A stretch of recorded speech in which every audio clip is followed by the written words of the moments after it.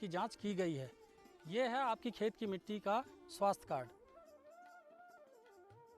सबसे पहली बात तो ये है कि आपकी खेत की मिट्टी में जीवांश की बहुत कमी पाई गई है।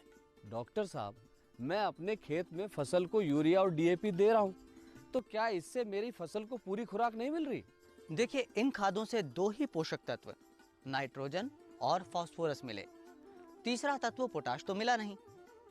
इन 3 तत्वों के अलावा आपके खेत के लिए 2 और तत्वों जिंक और सल्फर की भी सिफारिश हुई है। डॉक्टर साहब, इतनी खादें डालने से तो खर्चा और भी बढ़ जाएगा।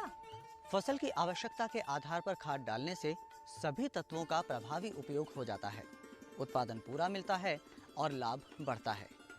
ये बात ध्यान में रखनी चाहिए कि फसल की बढ़वार और पैदावार उस तत्व की कमी से रुक जाती है जो फसल को नहीं मिल रहा है।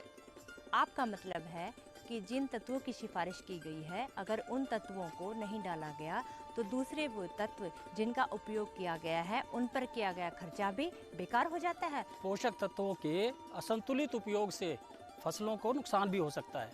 वो कैसे? वो इस तरह कि नाइट्रोजन फसलों के उत्तकों को रसदार और कोमल बनाता है, जिसके कारण पौधों में नाशी जीव और बीमारियों के आक्रमण के मौके बढ़ जाते हैं। फसलों का वानस्पतिक बढ़वार तो अधिक होती है, लेकिन पकने में देरी लगती है। लेकिन पोटाश तत्व मौजूद रहने से पौधों में नाशी जीव और बीमारियों के विरुद्ध प्रतिरोधिता और सहनशीलता बढ़ जाती है। इसी तरह से फास्फोरस से पौधों की जड़ों का विकास होता है और उनके पकने में जल्दी होती है।